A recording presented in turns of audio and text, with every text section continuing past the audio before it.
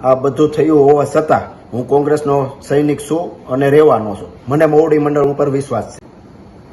નમસ્કાર, હું નિલેશ કુંભાણી મોવડી મંડળના કોન્ટેક્ટમાં જ હતો. બાબુભાઈ માંગુકિયા સાથે મારો વાત થઈ હતી. આવતીકાલે સવારે હું અમદાવાદ આવવા નીકળીશ. મારા પરિવાર, સગા સંબંધી, મિત્રોને મેં કીધું હતું કે કોંગ્રેસ પાર્ટી આપણી સાથે છે, આપણે કાંઈ ડરવાની જરૂર નથી. બધાનો સાથ સહકાર લઈ અને પિટિશન દાખલ કરવા માટે હું અમદાવાદ રવાના થયો. ત્યારે કોના ઈશારે અહીં કોંગ્રેસના કાર્યકર્તાઓ ઘેરે આવી અને મારો વિરોધ પ્રદર્શન કરી મને પરત ફરવા મજબૂર કર્યો. અને પબ્લિક પણ જાણે છે કે આમાં જે અત્યારે વિરોધ કરે છે એ પહેલા ભાજપ સાથે બેસી ગયા હતા અને એક પણ અમારી સભાઓમાં કે અમારી સાથે ડોર ટુ ડોર એમાં એક પણ અહીંના આગેવાનો આવ્યા નહોતા. અત્યારે ખાલી વિરોધ કરવા બેસી ગયા છે.